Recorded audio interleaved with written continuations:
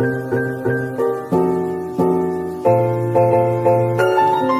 semuanya, kembali lagi bersama saya, Maria Afrasya Nurhayati.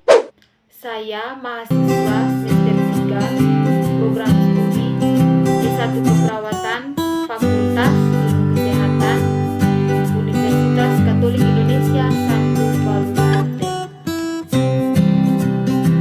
Pada video kali ini saya akan mempresentasikan tugas dari mata kuliah Ekologi dan Epidemiologi dalam Keperawatan dengan dosen pengampu Bapak Yohanes Jangkri, MKep, dengan topik konsep dasar ekologi dan lingkungan beserta konsep dasar populasi dan komunitas. Topik pertama yang akan saya bahas yaitu konsep dasar ekologi dan lingkungan. Pertama, saya akan membahaskan tentang konsep ekologi. Ekologi itu memiliki pengertian secara etimologis. Ekologi berasal dari bahasa Yunani, yaitu oikos dan logos. Oikos itu berarti rumah atau habitat, dan logos itu berarti ilmu pengetahuan.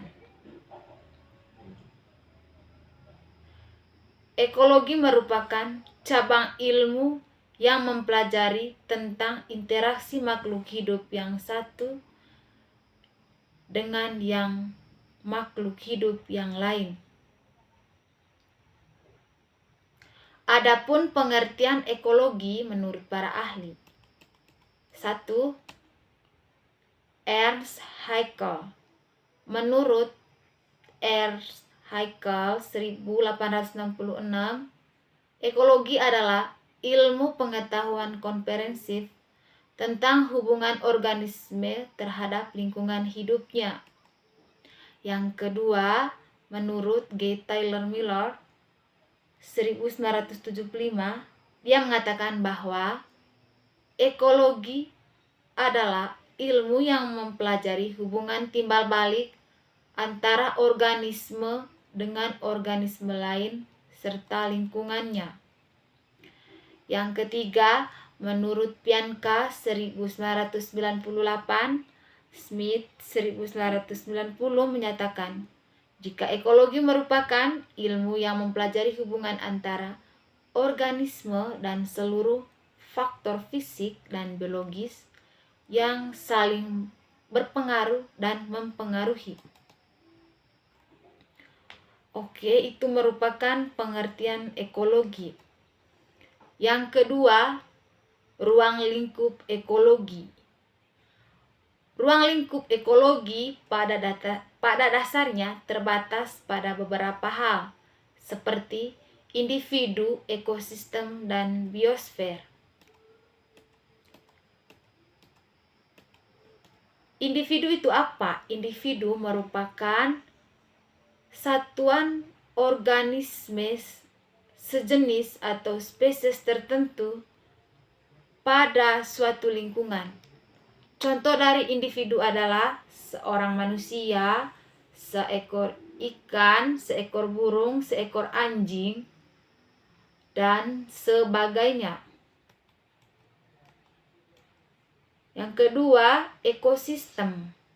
Ekosistem adalah suatu kondisi terjadinya hubungan timbal balik dan saling ketergantungan antara makhluk hidup dengan lingkungannya.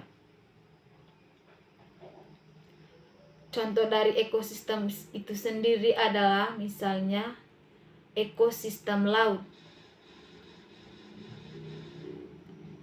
Yang ketiga, biosfer. Biosfer itu apa? Biosfer adalah tingkatan organisasi biologi yang paling besar, dan di dalamnya terdapat semua kehidupan yang ada di bumi.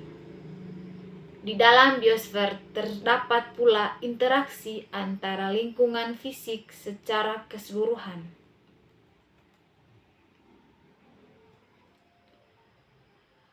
Ekologi juga memiliki aspek dan prinsip ekologi. Aspek utama ekologi yaitu 1. Studi mengenai hubungan organisme atau kelompok organisme dengan lingkungannya. Kedua, studi mengenai struktur dan fungsi alam.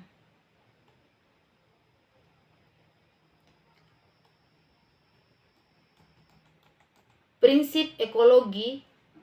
Ekologi itu memiliki prinsip meliputi adanya interaksi. Maksudnya di sini adanya hubungan timbal balik antara makhluk hidup yang satu dengan makhluk hidup yang lain. Prinsip ekologi yang berikutnya adanya saling ketergantungan. Artinya antara makhluk hidup yang satu dengan yang lain itu saling membutuhkan satu sama lain. Yang ketiga, prinsip ekologi yang ketiga yaitu adanya keanekaragaman. Maksudnya dari adanya keanekaragaman ini, setiap makhluk hidup itu memiliki ciri khas tertentu. Yang keempat, adanya keharmonisan. Maksudnya adalah meskipun makhluk hidup itu memiliki keanekaragaman, tetapi antara makhluk hidup satu dengan yang lain itu mereka saling menjaga hubungan timbal balik yang baik, saling menghargai.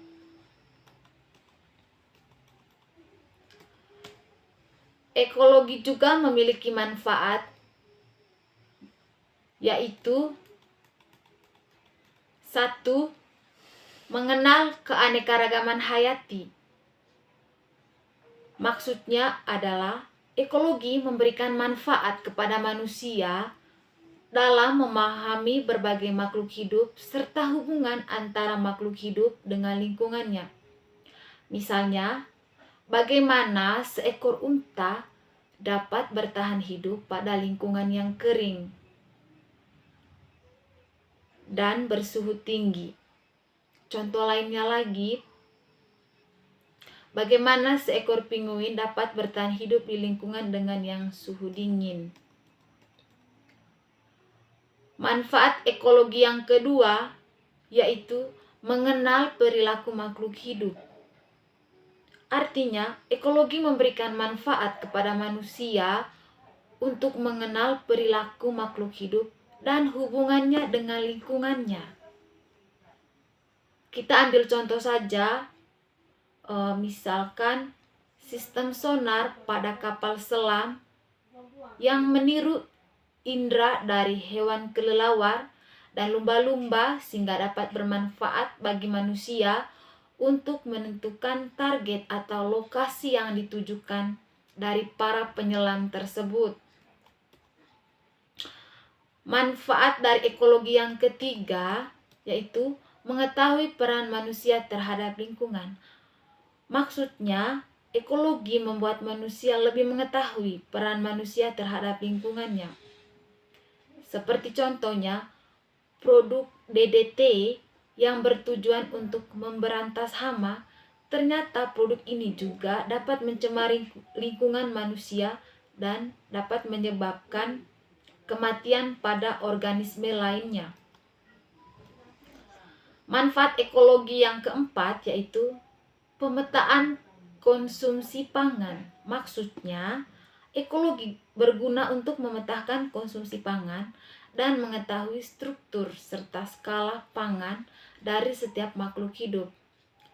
Misalnya, kita ambil contoh, tumbuhan ini sebagai produsen, dan hewan sebagai herbivora yang merupakan konsumen tingkat 1. Manfaat ekologi yang kelima yaitu solusi masalah kesehatan. Artinya, ekologi membantu manusia untuk memecahkan berbagai masalah kesehatan. Karena melalui ekologi, maka manusia dapat mengetahui mengenai penyakit demam berdarah yang disebabkan oleh nyamuk Aedes aegypti. Ekologi juga memiliki tingkatan makhluk hidup, yaitu dari yang terkecil sampai yang terbesar. Pertama, atom. Atom merupakan penyusun dasar tubuh makhluk hidup. Atom ini tersusun dari 3 muatan, yaitu muatan yang bersifat positif yang disebut proton, muatan yang bersifat negatif yang disebut elektron, dan muatan yang bersifat netral atau disebut neutron. Tingkatan makhluk hidup yang kedua yaitu molekul. Molekul merupakan kumpulan 2 atom atau lebih yang saling keterkaitan satu dengan yang lain. Tingkatan makhluk hidup yang ketiga yaitu sel. Sel merupakan unit terkecil dari makhluk hidup. Sel ini tersusun atas 3 bagian penting, yaitu sitoplasma, membran sel, dan inti sel. Tingkatan makhluk hidup yang keempat yaitu jaringan. Jaringan ini merupakan kumpulan sel yang memiliki bentuk dan fungsi yang sama. Contohnya yaitu jaringan otot dan jaringan otak. Tingkatan makhluk hidup yang kelima ialah organ. Organ adalah bagian dari suatu organisme yang mempunyai fungsi tertentu. Misalnya, pada manusia dan hewan, kaki ini berfungsi untuk jalan, tangan dan telinga. Sedangkan pada tumbuhannya, contohnya adalah daun, akar, bunga, dan buah. Tingkatan makhluk hidup yang keenam yaitu sistem organ. Sistem organ itu merupakan gabungan organ yang bekerja sama antara struktural dan fungsional yang harmonis. Contohnya yaitu kerjasama antara mata dan telinga, kerjasama antara mata dengan tangan, kerjasama antara telinga dan tangan, dan sebagainya. Tingkatan makhluk hidup yang ketujuh yaitu organisme. Organisme merupakan gabungan dari sistem organ untuk membentuk suatu kehidupan.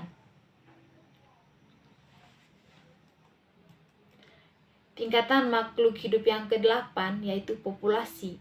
Populasi merupakan sekumpulan individu sejenis yang menempati daerah tertentu.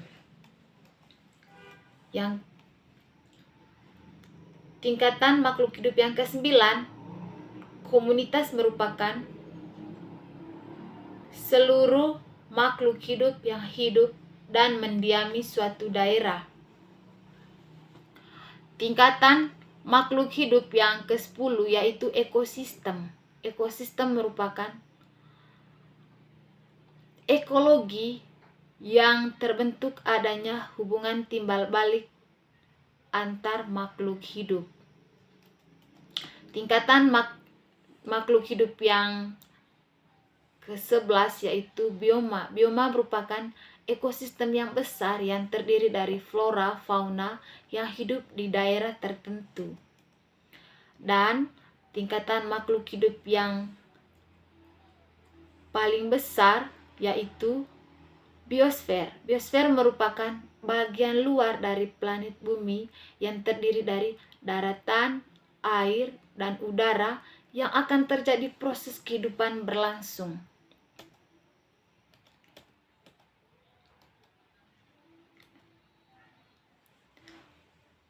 Berikutnya saya akan membahaskan tentang konsep lingkungan. Lingkungan itu sendiri memiliki pengertian. Yang pertama, pengertian dari lingkungan. Lingkungan adalah gabungan ekologi yang dilandasi dengan tatanan alam. Yang kedua, merupakan ilmu pengetahuan murni yang mengatur sikap-sikap serta perilaku manusia, dapat bersifat lintas disiplin sesuai dengan persoalan yang dihadapi. Yang ketiga, lingkungan mempelajari tempat dan peranan manusia di antara makhluk hidup dengan komponen lainnya. Dengan kata lain, lingkungan merupakan ilmu yang mempelajari bagaimana manusia harus menempatkan dirinya dalam ekosistem atau lingkungan hidupnya.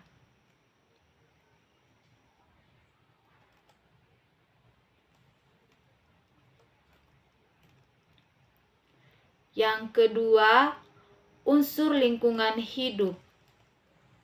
Unsur lingkungan hidup terdiri dari unsur lingkungan biotik atau hayati, yaitu komponen lingkungan ini terdiri dari makhluk hidup seperti manusia, hewan, dan tumbuh-tumbuhan atau flora.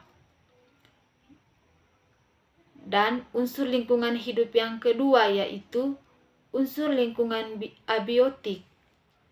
Lingkungan abiotik ini merupakan komponen lingkungan yang terdiri dari berbagai benda-benda tak hidup. Misalnya tanah, air, udara, iklim, batu, dan lain-lain.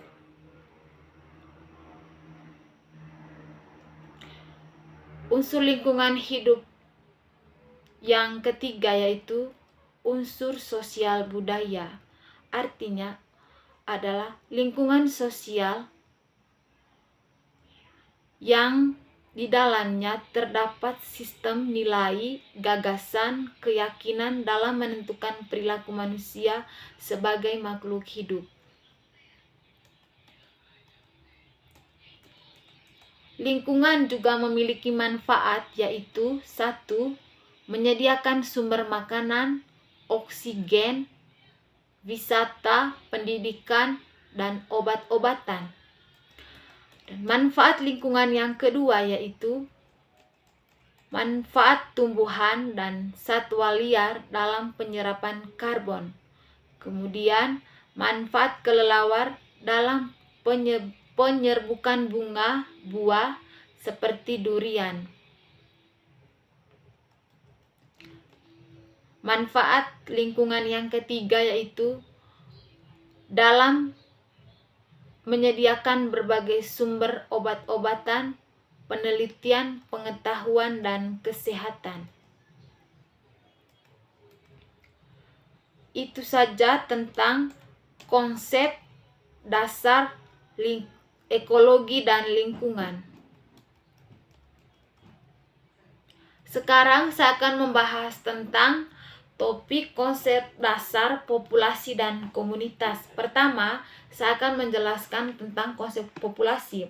Populasi itu sendiri memiliki pengertian yaitu populasi berasal dari bahasa Latin atau rakyat berarti penduduk.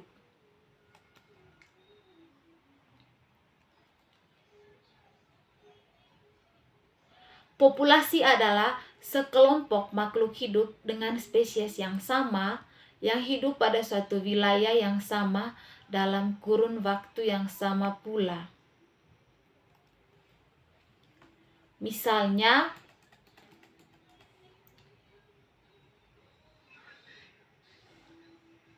tanaman padi di persawahan, begitu juga dengan pertumbuhan rumput atau serangga yang ada.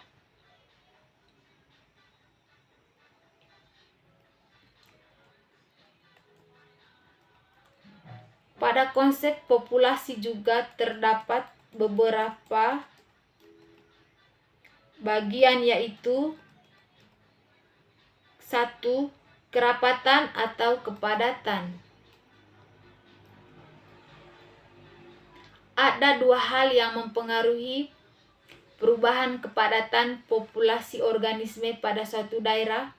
Satu, individu yang datang. Individu artinya yaitu individu yang lahir dan yang datang dari tempat lain atau imigrasi. Yang kedua, adanya individu yang pergi. Maksudnya, individu yang mati dan yang pergi pindah ke tempat. Saya ulangi, individu yang pergi itu maksudnya individu yang mati dan individu yang pergi pindah ke tempat lain atau emigrasi.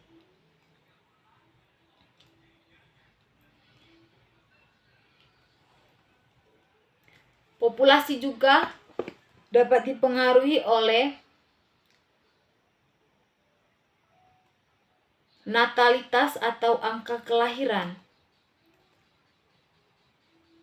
Maksudnya, angka kelahiran yang menunjukkan jumlah individu baru yang menyebabkan populasi bertambah per satuan waktu. Dengan demikian, meningkatnya natalitas merupakan faktor pendorong meningkatnya pertumbuhan penduduk. Ada juga mortalitas atau angka kematian.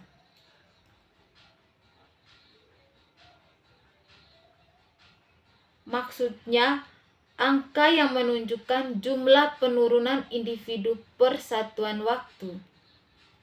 Karena terjadinya kematian menunjukkan salah satu faktor utama yang mengontrol ukuran suatu populasi. Ada juga perluas atau penyebaran populasi.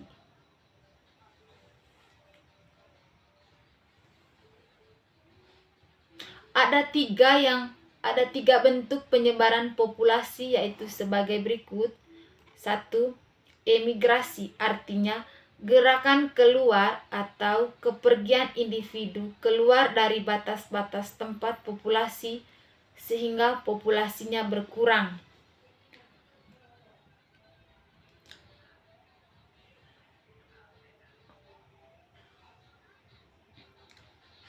Yang kedua, imigrasi, yaitu gerakan batas-batas.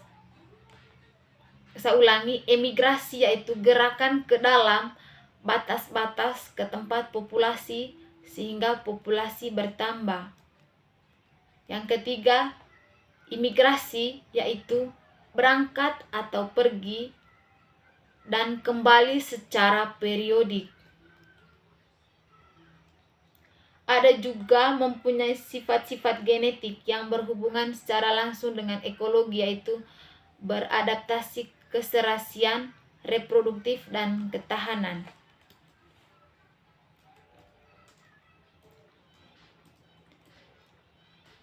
Yang kedua, saya akan menjelaskan konsep komunitas.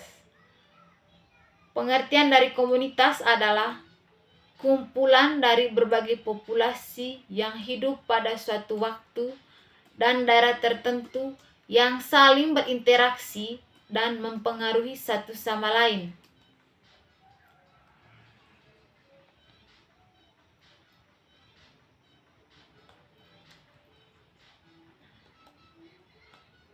Macam-macam komunitas. Di alam terdapat macam-macam komunitas yang secara garis besar dapat dibagi menjadi satu, komunitas akuatik. Komunitas ini meliputi laut, danau, sungai, dan kolam. Komunitas terestrial meliputi organisme yang terdapat di pekarangan, padang rumput, padang pasir, halaman kantor, halaman sekolah, dan sebagainya.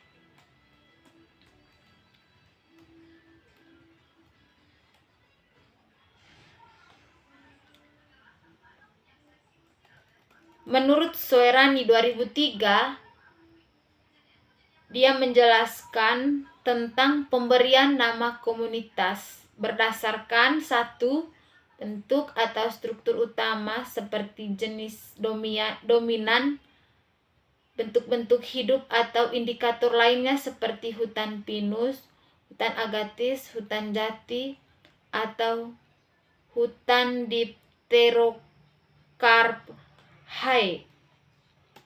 Yang kedua, berdasarkan habitat fisik dari komunitas seperti komunitas hamparan lumpur, komunitas pantai pasir, komunitas lautan, dan sebagainya. Yang ketiga, berdasarkan sifat-sifat tanda-tanda fungsionalnya, misalnya tipe metabolisme komunitas. Yang keempat, berdasarkan sifat lingkungan alam, seperti misalnya terdapat di daerah tropik dengan curah hujan yang terbagi rata sepanjang tahun.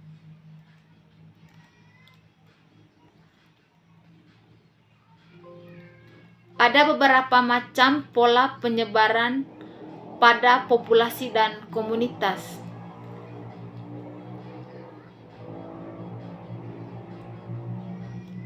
Satu, penyebaran teratur atau seragam, di mana individu-individu terdapat pada tempat tertentu dalam komunitas. Yang kedua, penyebaran secara acak atau random, artinya di mana individu-individu menyebar dalam beberapa tempat mengelompok dalam tempat lainnya. Yang ketiga, penyebaran berkelompok atau berumpun atau clumping, artinya di mana individu-individu selalu dalam kelompok-kelompok dan sangat jarang terlihat sendiri secara berpisah. Oke, itu saja tentang konsep dasar populasi dan komunitas.